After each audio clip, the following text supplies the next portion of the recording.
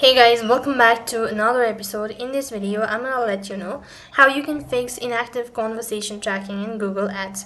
So in order to fix inactive conversation tracking in Google Ads, you have to simply follow these steps. First of all, you need to identify inactive conversation action. Now access conversation, that is navigate to the settings bar and menu and then click on conversation. Once you've done that, you need to review the status. So for that, check this tracking status column to identify the additional labeled as tag inactive or unverified. When you've actually done that, now click on the troubleshoot button in the action column for the inactive actions. Once you've done that, tag assistant will guide you through the identifying and fixing any implications error. Likewise, you could go ahead and ensure that the conversation tracking tag is placed correctly on your relevant page of your website, usually within the head section of your HTML code.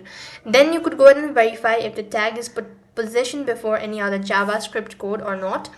Then you can go ahead and compare the code on your website and the code provided by the Google Ads, even if the minor discrepancies disrupt tracking. Likewise, you could also go ahead and pay close attention to the characters and the spacing.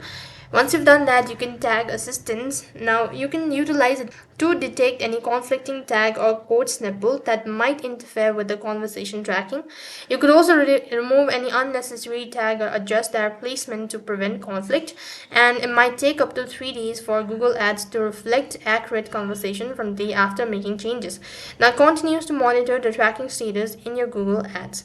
So with that, you should be able to fix your Google inactive conversation tracking in Google Ads. That is all for this video.